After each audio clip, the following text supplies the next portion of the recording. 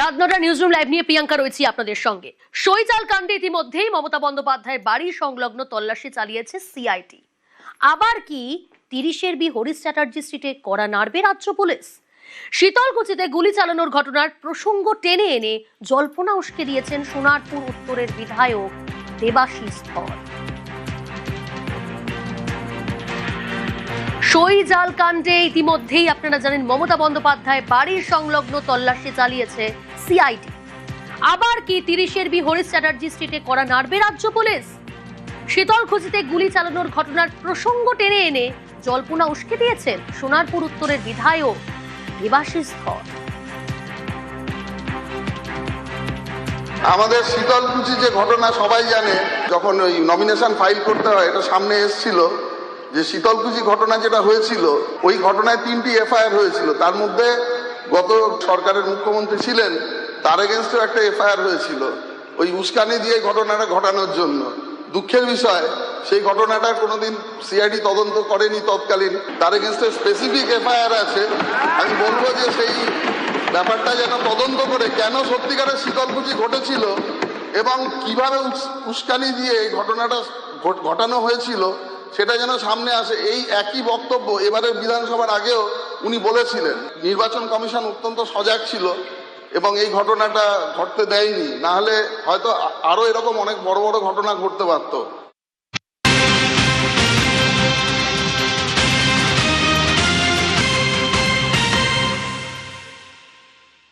প্রাক্তন মুখ্যমন্ত্রী মমতা বন্দ্যোপাধ্যায়ের বিরুদ্ধে এফআইআর রয়েছে। তথ্যটা বিধানসভায় রেকর্ড করিয়ে নিলেন সোনারপুর উত্তরের বিধায়ক। 2021-এর 10ই জুলাই বিধানসভা নির্বাচনে চতুর্থ দফার ভোটের দিন শীতলকুচির জোরপাটকি গ্রামে কেন্দ্রীয় বাহিনীর সঙ্গে গ্রামবাসীদের সংঘর্ষ হয়। কেন্দ্রীয় বাহিনীর গুলিতে 4 গ্রামবাসীর মৃত্যু হয়।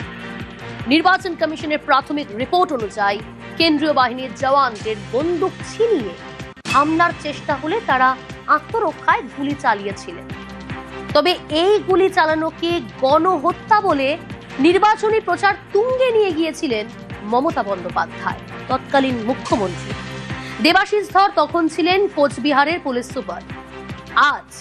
আজ কি হলো? আজ বিধানসভায় তিনি মমতা বন্দ্যোপাধ্যায়ের বিরুদ্ধে উস্কানির অভিযোগ বিধানসভায় রেকর্ড করালেন।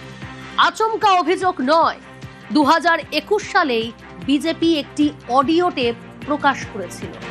বিজেপির দাবি কি ছিল? বিজেপির দাবি ছিল সেই অডিও টেপে মমতা বন্দ্যোপাধ্যায়ের সঙ্গে কোচবিহারের তৎকালীন তৃণমূল নেতা পার্থপ্রতিম রায়ের কথোপকথনের বিস্ফোরক প্রমাণ রয়েছে।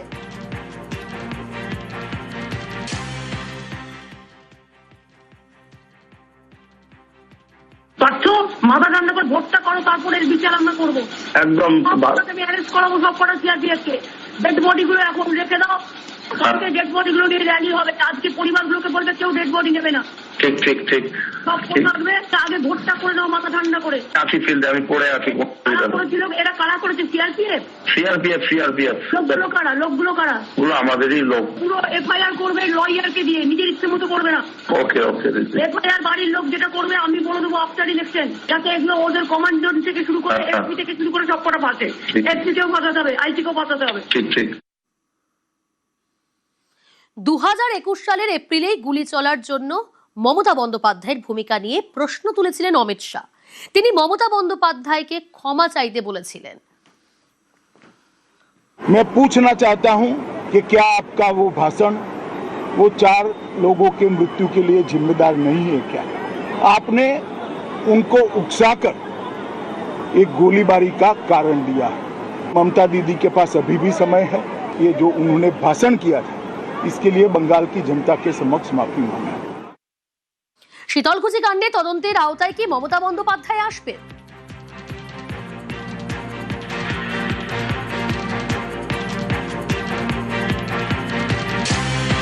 শীতলকুচির ঘটনায় 3টে এফআইআর হয়েছিল। 1 ইজ এগেইনস্ট যারা গ্রামবাসী মব ওই ঘটনাটা ঘটিয়েছিল, ওটা করেছিল প্যারামিলিটারি ফোর্স এর কমান্ডিং অফিসার করেছিল।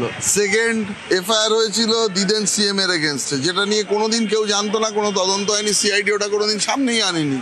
থার্ড হয়েছিল যে প্যারামিলিটারি ফোর্সের এগেনস্টে, যার জন্য ওদেরকে ডাকা হয়েছিল। ফলে আমাদের সকলের এগেনস্টে ইনভেস্টিগেশন হয়েছে, যতবার ডেকেছে গেছে, আমি কোনো বেলও চাইতে যাইনি। মমতা ব্যানার্জি এগেনস্টে ওটা শেষ হওয়া দরকার না। এই পুরো ঘটনাটাই যে মমতা ব্যানার্জি ইনভেস্টিগেশনে হয়েছিল, এবারেও একই কথা বলেছিল। এবারে ইলেকশন কমিশন অনেক সজাগ ছিল। কত বড় ঘটনা উনি ঘটিয়েছিলেন, উনি চেয়েছিলেন মুসলিম ভোটটাকে একাট্টা করতে এবং সিম্প্যাথির কার্ড খেলতে। জেনে বুঝে পুরো ঘটনাটা ঘটিয়েছে মমতা ব্যানার্জি। শীতলকুচিতে গুলি চালানোয় কি মমতা বন্দ্যোপাধ্যায় উস্কানি দিয়েছিলেন? আমরা কথা বলেছিলাম স্থানীয় মানুষের সঙ্গে, যারা সেই ঘটনার প্রত্যক্ষদর্শী। মুখ্যমন্ত্রী তিনি তখন বলেছিল বিভিন্ন জনসভায় যে মহিলাদের বা পুরুষদের লাঠি ঠ্যাঙ্গা নিয়ে এবং সেখানে মহিলাদের খাতা খুন্তি নিয়ে ঝাড়ু নিয়ে প্রতিবাদ করতে বলেছিল সিএস এবং বিএসএফের বিরুদ্ধে। তাই ওনার উস্কানিতেই এই ঘটনা ঘটেছে। কিছু এক কমিউনিটি আর এক কমিউনিটিকে আটকানোর চেষ্টা করছিল, তাদের ভোট বাধা দেওয়ার চেষ্টা করছিল। তারপরেও স্কুলে লাঠি ঠ্যাঙ্গা নিয়ে এসে 300-350 পাবলিক এসে অতর্কিতভাবে সিএসএফের কাছ থেকে বন্দুক কেনার চেষ্টা করে, তার বদলা কিন্তু গুলি করে।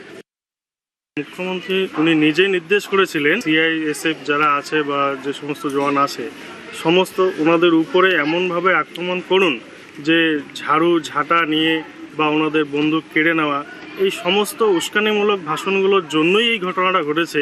আমরা যদি এটাকে পরোক্ষভাবে চিন্তা ভাবনা করি যে তৎকালীন মুখ্যমন্ত্রীর উস্কানিমূলক বার্তার জন্যই এই ঘটনা ঘটেছিল, এটার জন্য দায়ী করতে হলে একমাত্র তৎকালীন মুখ্যমন্ত্রীই দায়ী আছে।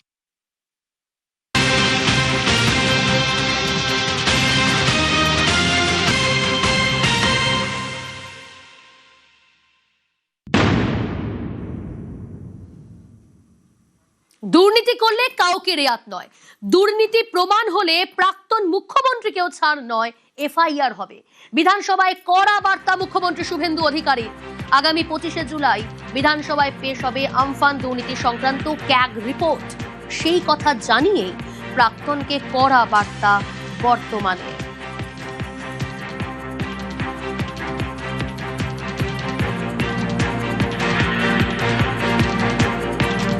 বিগত সরকারের সময়ে আমাদের ক্যাগ রিপোর্টগুলি যা কার্যত ম্যান্ডেটারি ছিল, এই মহতি সদনে পেশ করা এবং তার উপরে আলোচনা, ডিসকাশন ইত্যাদি করা।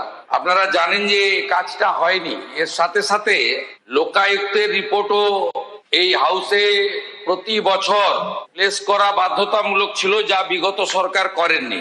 এক্ষেত্রে খুব পরিষ্কার বলতে চাই, আগামী 25 তারিখে ক্যাগের রিপোর্টগুলো তো প্লেস হবেই। পরবর্তী সেশনে আমরা ক্যাগের রিপোর্ট নিয়ে ডিসকাশন এবং তার যে রেকমেন্ডেশন রয়েছে তার উপরে সিদ্ধান্ত করব, এবং যেখানে যেখানে দুর্নীতির প্রামাণ্য ক্যাগ ধরবে, তিনি মুখ্যমন্ত্রী হন, মন্ত্রী হন, আর যে যত বড় নেতাই হন, তার বিরুদ্ধে এফআইআর করার জন্য আমরা রাজ্যপালের কাছে সুপারিশ করব। মাননীয় প্রধানমন্ত্রী নরেন্দ্র মোদীজি তিনি আমফানের সময় 2 দফাতে 3750 কোটি টাকা দিয়েছিলেন।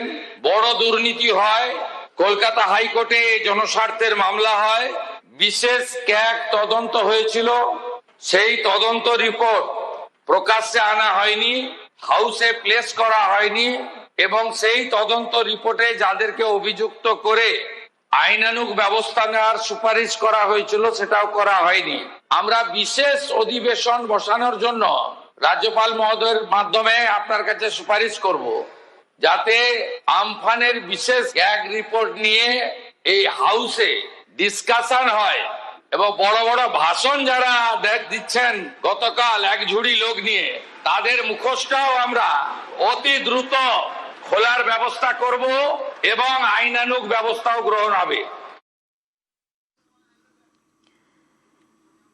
কাউকে রেয়াত করা হবে না, অর্থাৎ যে বা যারা দুর্নীতি করবে তাদের কাউকে ছাড়া হবে না। প্রাক্তন মুখ্যমন্ত্রী মমতা বন্দ্যোপাধ্যায়কেও ছাড় নয়, প্রয়োজনে এফআইআর হবে। তবে এই মুহূর্তে যে ছবি আপনারা দেখতে পাচ্ছেন, দেখুন কিভাবে ত্রাণ উদ্ধার করা হয়েছে, ত্রাণ উদ্ধার হয়েছে, সেই ছবি দেখাচ্ছে। কোথা থেকে নিয়ে আসেন এগুলো? একে একে ছবিগুলো দেখছেন আপনারা, বিভিন্ন জায়গা থেকে, রাজ্যের বিভিন্ন জায়গা থেকে ত্রাণ উদ্ধার হয়েছে। গত 7ই জুলাই খড়গপুরের ছবি দেখছেন আপনারা।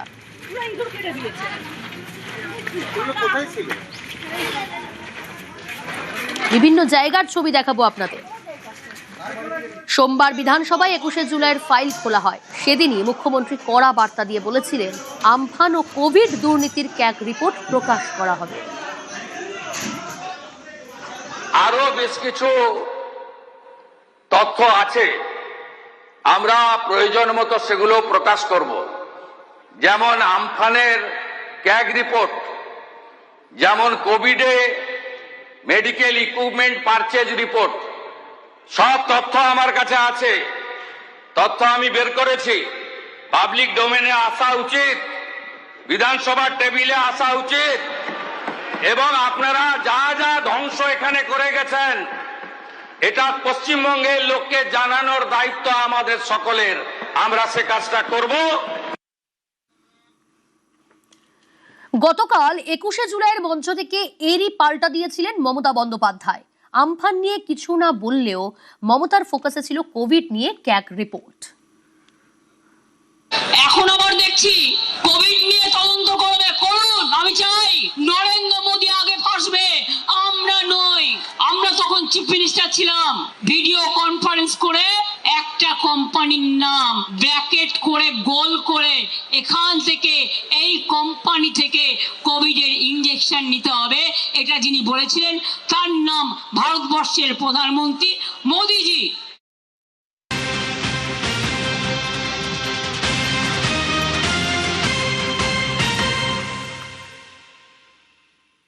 রাজ্য রাজনীতিতে কি আবার ঝড় তুলবে আমফান? ত্রাণ দুর্নীতিতে মমতার পাশাপাশি অভিষেকও কি নজরে? প্রশ্নটা উঠছে কারণ সম্প্রতি ডায়মন্ড হারবারের সাংসদ অভিষেক বন্দ্যোপাধ্যায়ের বিরুদ্ধে ত্রাণ নিয়ে জালিয়াতির অভিযোগ দায়ের করেছেন বিজেপি নেতা অভিজিৎ দাস ওরফে ববি।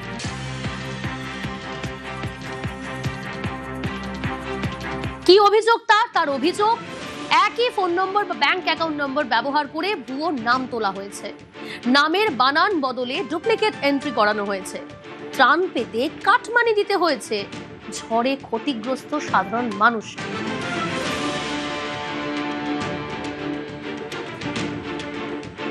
ক্ষতিপূরণ পেতে 2 থেকে 5,000 কাটমানি দিতে হয়েছে।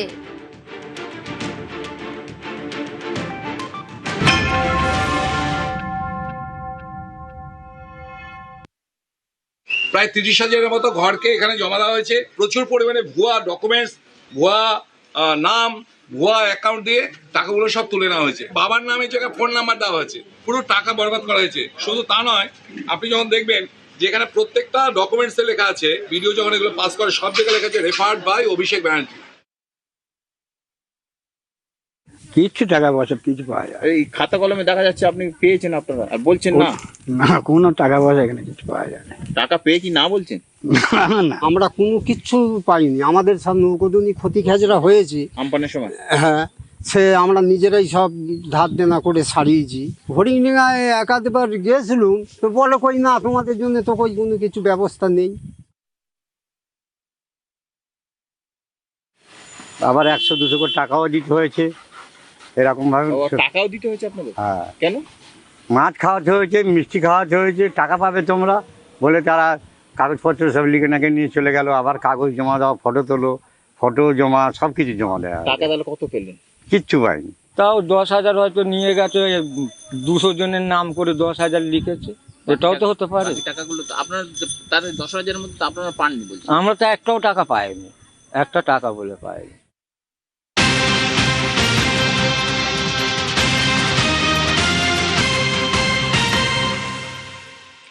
তৃণমূলের মন্ত্রী থাকাকালীনই তৃণমূলে অবিশ্বাস, আমফানের ত্রাণ চুরির আশঙ্কা শুভেন্দু অধিকারী। চাঞ্চল্যকর দাবি সিপিআইএম নেতা কান্তি গঙ্গোপাধ্যায়। কোথা থেকে নিয়ে আসছেন এগুলো? কান্তি গঙ্গোপাধ্যায় সিপিআইএম নেতা, তার চাঞ্চল্যকর দাবি যে তৃণমূলের মন্ত্রী থাকাকালীনই তৃণমূলে অবিশ্বাস, আমফানের ত্রাণ চুরির আশঙ্কা শুভেন্দু অধিকারী করেছিলেন। এমনই চাঞ্চল্যকর দাবি করলেন সিপিআইএম নেতা কান্তি গঙ্গোপাধ্যায়।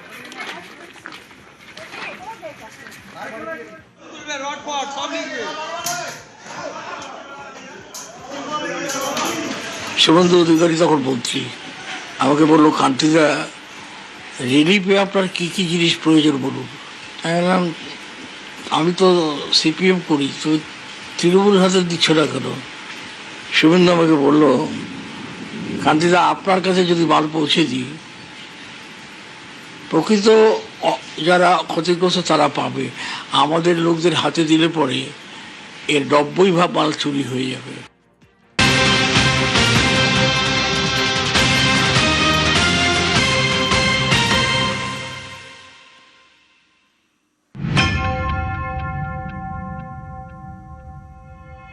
অভিষেক বন্দ্যোপাধ্যায় জেল যাত্রা আসন্ন, বিধানসভায় মুখ্যমন্ত্রীর কড়া হুঁশিয়ারি, 21-এর মঞ্চে অভিষেকের নোটবুক হুঁশিয়ারি।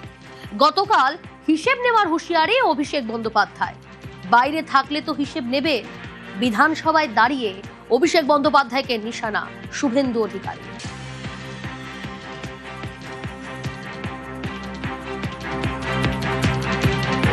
কালকে তো শহীদ দিবস হয়নি, কেউ বলছেন ভাইপো প্যারাশুটে নেমেছে, আর ভাইপো বলছে নোট খাতা খুলে রাখো, 31-এ হিসাব হবে। আরে তুমি বাইরে থাকলে তো হিসাব হবে।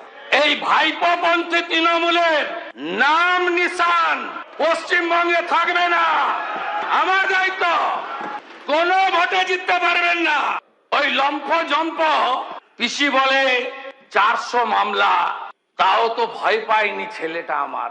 ওটা বাঘ না বিড়াল, ফলতাতে একবার দেখেছেন, যতদিন যাবে দেখবেন। আর যত চুরি ডাকাতি করেছেন হিসাব তো নয়, বের করব, গর্ত খুঁড়ে বের করব। অভিষেক বন্দ্যোপাধ্যায় গতকাল যখন 21শে জুলাইয়ের মঞ্চ থেকে 31-এ ক্ষমতায় ফিরলে সমস্ত হিসেব চুকিয়ে দেওয়ার কথা বলেছেন, নোটবুকে সব হিসেব রাখছি, তখন পাল্টা মুখ্যমন্ত্রী আজকে বিধানসভাতে দাঁড়িয়েই বলছেন, তার কিছুক্ষণ আগে তিনি অভিষেক বন্দ্যোপাধ্যায়ের দুর্নীতির কথা বলেছেন, ওই ছোড়াকে বলে রাখছি এইভাবে অভিহিত করেছেন, শেষে গিয়ে বলছেন আরে বাইরে থাকলে তো হিসেব নেবে। তার মানে এটা কনফার্ম, সিলড হয়ে যাচ্ছে যে বাইরে থাকবেন না। আগের মন্তব্যে সে কিউটা তিনি দিয়ে গিয়েছেন। কি বলেছেন? বলেছেন সো কল্ড পুষ্পার থেকেও হাল খারাপ হবে, যেটা তুমি বলছিলে। সো কল্ড পুষ্পা মানে জাহাঙ্গীর খান কোথায় আছেন এখন? জেলে। জাহাঙ্গীর খান জেলে আছেন কটা মামলায়? গতকাল মমতা বন্দ্যোপাধ্যায় নিজেই বলেছেন, আমরা বলিনি, অভিষেক বন্দ্যোপাধ্যায়ের বিরুদ্ধে নাকি 400-এর বেশি মামলা কেস রয়েছে। তিনি বীরের মতো লড়ে যাচ্ছেন। আজকে শুভেন্দু অধিকারী মুখ্যমন্ত্রী বলছেন কোনো বীরটিরের ব্যাপার নেই, তিনি বাঘ না বেড়াল সেটা ভবিষ্যতে দেখা যাবে, এবং এই 400 মামলা না 400-র কম মামলা না বেশি মামলা তার মধ্যেই না গিয়ে শুভেন্দু অধিকারীর বক্তব্য, হিসেব যা রাখছেন সেটা তার পাল্টা হিসেব নেওয়ার সুযোগটাই পাবেন না, তার কারণ তাকে বাইরে থাকতে হচ্ছে না, তিনি বাইরে থাকবেন না। পরিষ্কার বলে দিচ্ছেন বাইরে থাকলে তো হিসেব নেবে। এরপরে আর একটাই প্রশ্ন আসা স্বাভাবিক, অভিষেকের জেল যাত্রা কবে, অভিষেকের জেল যাত্রা হবে কিনা এটা নিয়ে বোধহয় আর কোনো সংশয় নেই। 2021-এর বিধানসভা নির্বাচন, বিশেষ করে 2024-এর লোকসভা নির্বাচনের আগে যে বিরাট প্রচার পর্ব, তাতে মমতা বন্দ্যোপাধ্যায় প্রায় বলতেন এই তো 2 মাস পরে ওকে ধরে নিয়ে যাবে, এই তো 3 মাস পরে ওকে হেনস্থা করবে, এই তো ভোট মিটলেই ওর বাড়িতে আবার ইডি পাঠাবে। অর্থাৎ অভিষেক বন্দ্যোপাধ্যায়ের বিরুদ্ধে লাগাতার যে অভিযোগগুলো ছিল, যে অভিযোগগুলোর পরিপ্রেক্ষিতে কখনো সিবিআই কখনো ইডি তাকে ডেকে পাঠাতো নির্দিষ্ট কিছু মামলা, তখন ছিল কয়লা পাচারের মামলা, তখন ছিল প্রাথমিক শিক্ষা দুর্নীতির মামলা, এগুলোর পরিপ্রেক্ষিতে সিবিআই বা ইডি যে তাকে ডেকে পাঠাচ্ছে, তাকে জেরার সম্মুখীন হতে হচ্ছে, এই সবটাকেই মমতা বন্দ্যোপাধ্যায় তখনও পর্যন্ত মানে 2024-এর লোকসভা নির্বাচন পর্যন্ত তার প্রচার পর্ব এবং তার ফলাফলের পরেও, কারণ আমরা জানি 2024-এর লোকসভা নির্বাচনে এখানে এ রাজ্যে বিজেপির ফল খারাপই হয়েছিল, তারা 19 থেকে 12 সংসদে নেমে গিয়েছিল, তাদের আসন এই রাজ্য থেকে 18 থেকে 12 সংসদে নেমে গিয়েছিল। ফলে সেই জায়গাটা পর্যন্ত ততদিন পর্যন্ত বলতেই হবে, যদি নির্বাচনের ফলাফলকে আমরা সর্বোচ্চ মান্যতা দিই গণতন্ত্রের জায়গা থেকে, তাহলে মমতা বন্দ্যোপাধ্যায় এটা কিছুটা হলো রাজ্যবাসীকে বিশ্বাস করাতে পেরেছিলেন যে অভিষেক বন্দ্যোপাধ্যায়ের বিরুদ্ধে এই যে যাবতীয় দৌড়ঝাঁপ তদন্তকারী সংস্থাগুলোর বা তাকে বারবার ডেকে পাঠানো, এর মধ্যে কোথাও একটা রাজনৈতিক প্রতিহিংসা ব্যাপার আছে, অথবা এরকম এটা রাজনৈতিক প্রতিহিংসা কি না, অন্তত এরকম একটা সংশয় তিনি অন্তত জাগিয়ে রাখতে পেরেছেন। আর এই সংশয়টা বরাবর জেগে থাক, অভিষেক বন্দ্যোপাধ্যায়ের বিরুদ্ধে অভিষেক বন্দ্যোপাধ্যায়কে কেন্দ্রীয় এজেন্সিগুলো ডেকে পাঠানো বা তাকে নোটিশ দেওয়া বারবার, এক্ষেত্রে মানুষের মধ্যে এই সংশয়টা থাকুক, এটা সত্যিই কিছু আছে তো, দুর্নীতির জন্যই রাখছে তো, নাকি বিরোধিতা করছে বলে রাখছে, অন্তত এইটুকু সংশয় যদি থাকে তাহলেও কিন্তু গণতন্ত্রের যে কোনো শাসক অথবা বিরোধী পক্ষ যাকেই দেখি না কেন ভোটের হিসেবে তার সুবিধা হয়। কিন্তু শুভেন্দু অধিকারী আজকে যখন এই কথাটা বলছেন, তখন তিনি কিন্তু ওই বিধানসভাতে দাঁড়িয়ে এটাও বলে দিয়েছেন আজকে যে অভিষেক তৃণমূলের নামও নিশান থাকতে দেব না, অভিষেকপন্থী তৃণমূলের নামও নিশান থাকতে দেব না। এবং আজকের দিনে অভিষেক বন্দ্যোপাধ্যায়ের বিরুদ্ধে অভিযোগ আর ওই 2-3টের মতো হাতে গোনা নয়। মমতা বন্দ্যোপাধ্যায় নিজেই বলছেন 400, মানে আসলে 2 হাতের গোনারও বাইরে হয়তো বেরিয়ে গেছে মামলার সংখ্যা। আর ঠিক সেখানেই শুভেন্দু অধিকারীর আজকের বক্তব্যের গুরুত্ব, আরো একটা জায়গায় গুরুত্ব। দেখো, দেশের প্রধানমন্ত্রী এবং মুখ্যমন্ত্রী যিনি হন না কেন, রাজ্যের মুখ্যমন্ত্রী, স্বাধিকারের কর্তব্যের আওতায় কিন্তু সবাই পড়ে। দেশের আইনসভা এবং রাজ্যের আইনসভায় প্রতিনিধিত্ব করা শুভেন্দু অধিকারী রাজ্যে তো দীর্ঘদিন ধরে করছেন, পার্লামেন্টেরিয়ান ছিলেন, খুব ভালো করে এই শব্দটার অর্থ বোঝেন, জানেন। সেই তিনি আজকে শুভেন্দু অধিকারী যে এই কথাগুলো বললেন, কখন বললেন, কি প্রসঙ্গে বললেন? তিনি পুলিশ মন্ত্রী হিসেবে রাজ্যের পুলিশ বাজেটে বা স্বরাষ্ট্র দপ্তরের বাজেটের জবাবি ভাষণ দিচ্ছিলেন, সেইটা বলতে গিয়ে এগুলো বললেন। অর্থাৎ আগামী দিনে রাজ্যের মুখ্যমন্ত্রী তথা পুলিশ মন্ত্রীকে রাজ্যের স্বরাষ্ট্র বাজেট পেশের পর জবাবি ভাষণে এই কথাগুলো তিনি বলেছিলেন, তার কি কি পাওয়া গেল, এমন প্রশ্নও তো কেউ করতে পারেন। সে প্রশ্ন দিলে তার উত্তর দিতে তার আটকাবে না, এমন ব্যবস্থা আগে ভাগে করেই নিশ্চয়ই শুভেন্দু অধিকারী এগিয়েছেন। এবং অভিষেক বন্দ্যোপাধ্যায়ের বিরুদ্ধে মামলা এখন আর শুধু সিবিআই আর ইডির নয়, এখন সিআইডির মামলা আছে, রাজ্য পুলিশের করা মামলা আছে, ভবিষ্যতে আরো কোনো মামলা জুটতে চলেছে কিনা আমরা জানি না। শুভেন্দু অধিকারী বলছেন যে পুষ্পার থেকেও, সোকল্ড পুষ্পার থেকেও খারাপ হাল হবে, অর্থাৎ জেল যাত্রার ক্ষেত্রে অভিষেক বন্দ্যোপাধ্যায়কে জেলে যেতে হবে এমন বন্দোবস্ত করবার জন্য শুধু সিবিআই বা ইডি নয়, রাজ্যের পুলিশ মন্ত্রী হিসেবে যে সমস্ত এজেন্সিকে তিনি পরিচালনা করেন তাদেরও কিছু ভূমিকা আছে বা থাকবে, এ সম্পর্কে নিশ্চিত না হয়ে বিধানসভার ফ্লোরে দাঁড়িয়ে রাজ্যের স্বরাষ্ট্র দপ্তরের বাজেটের জবাবি ভাষণ দিতে গিয়ে রাজ্যের স্বরাষ্ট্র তথা পুলিশ মন্ত্রী এবং মুখ্যমন্ত্রী শুভেন্দু অধিকারী কথাটা বলছেন, এটা কিছুতেই মেনে নেওয়া যায় না। ওই জন্যই আবারও বলছি, অভিষেক বন্দ্যোপাধ্যায়ের জেল যাত্রা হবে কিনা এটার প্রশ্ন নয়, অভিষেক বন্দ্যোপাধ্যায়ের জেল যাত্রা কবে, এটাই এখন প্রশ্ন। আর এবার আপনাদের শোনাবো 21শে জুলাই কি বলেছিলেন অভিষেক বন্দ্যোপাধ্যায়। অভিষেককে বাঘের সঙ্গে তুলনা করলেন মমতা বন্দ্যোপাধ্যায়। বিজেপির ক্ষমতা হবে ক্যাথিড্রাল রোডে এই মিটিং করার, পুলিশ তোমার, তদন্তকারী সংস্থা তোমার, অর্থ তোমার, কেন্দ্র সরকার তোমার, মানুষ তৃণমূলের সাথে রয়েছে। পুলিশ যাদের অযথা মিথ্যা মামলায় অত্যাচারিত করছে, আমি বলবো ধৈর্য ধরুন, একটা ছোট নোটবুক পকেটে রাখবেন, সব লিখে রাখবেন, এই নোটবুক গুলো এক এক করে আমরা ঠিক টাইম মতো নিয়ে নেব। যারা যে ভাষায় বোঝে তাদের সে ভাষাতেই জবাব দেওয়া হবে। অভিষেকের কোনো সিকিউরিটি নেই। অভিষেকের বিরুদ্ধে কত কেস হয়েছে? 400 কেস। ওরা তো ভয় পাচ্ছে না, কারণ ওরা জানে এটা অসম্মান করবার, এটা ভয় দেখানো, কোনো কেসে এভিডেন্স দিতে পারবে না। প্রথমে বলছে থানায় এসো, তারপরে বলছে একজনকে দিয়ে এফআইআর করে নাও। এতদিন তারা সাধু ছিলেন, যদি তোমার কমপ্লেন থাকে এতদিন কেন এফআইআর করনি? হঠাৎ আজকে রাতের অন্ধকারে তোমাকে এফআইআর করাতে হচ্ছে পুলিশ।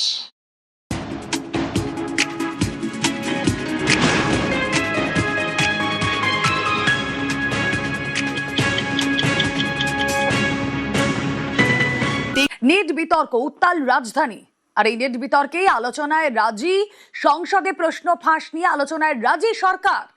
আলোচনার প্রস্তাবেও বিক্ষোভে অনড় বিরোধীরা, বিরোধীদের বিরুদ্ধে বারবার গোলপোস্ট বদলের অভিযোগ।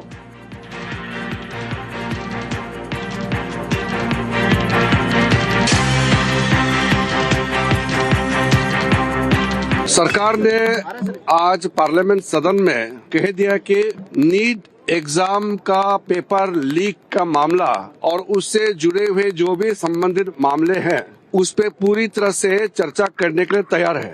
पार्लियामेंट के अंदर में चर्चा करने के लिए एक सिस्टम बनाया हुआ है। अब सीधा सड़क पे उतर जाते हो और हंगामा करते हो, ये ठीक नहीं है। सरकार चाहते हैं एग्जाम पेपर पे पूरा चर्चा हो करके और उसमें क्या क्या कदम सरकार ने उठाया है ये भी देश का सामने में जाना चाहिए। पेपर लीकेज के बाद जो घटनाएं हुए हैं उसका भी ब्यौरा सरकार सदन में देंगे, देश को बताएंगे और क्या क्या कार्रवाई किया है ये भी देशवासियों को जानने का पूरा अधिकार है।